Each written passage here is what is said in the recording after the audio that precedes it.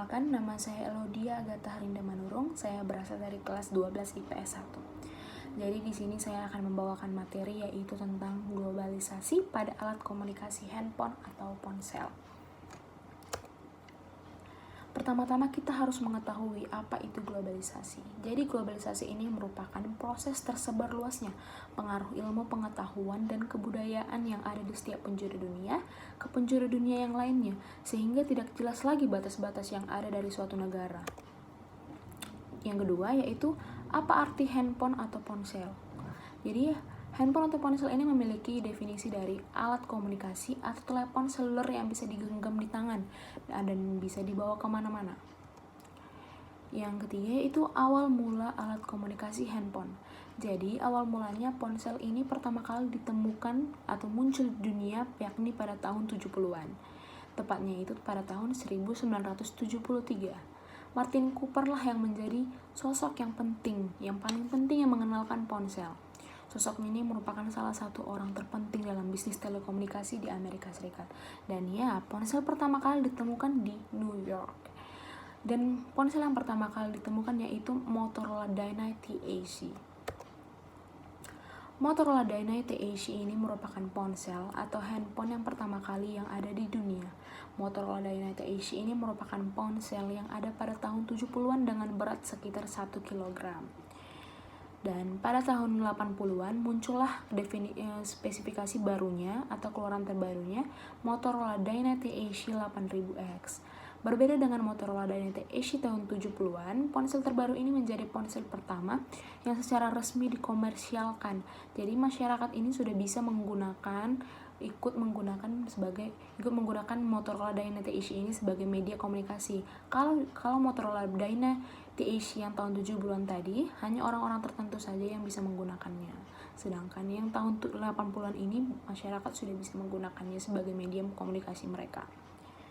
Meskipun sudah diperbaharui, ponsel ini juga memiliki massa yang cukup berat, yaitu 793 gram. Jadi tidak jauh-jauh dari dari spesifikasi yang pertamanya.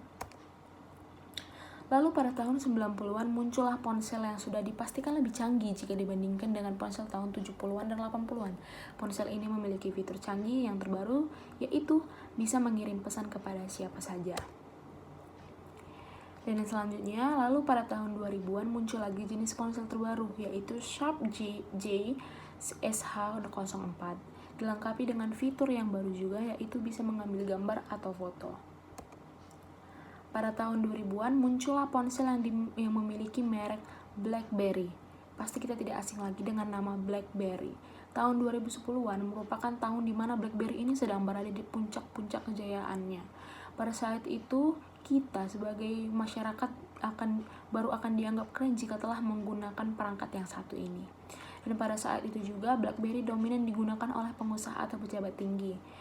Dan akan tetapi, masa kejayaan BlackBerry ini hanya bertahan sebentar. Kenapa?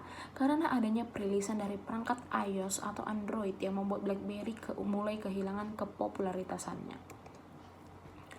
Zaman semakin berkembang, muncullah ponsel pintar atau yang dinamakan smartphone dengan fitur yang lebih canggih pula, yaitu Android dan iOS. Android dan iOS ini muncul dengan spesifikasi yang lebih canggih, yaitu memiliki memori yang lebih banyak, kamera yang lebih jernih, jaringan yang lebih cepat, dan lebih mudah mengakses informasi dan internet.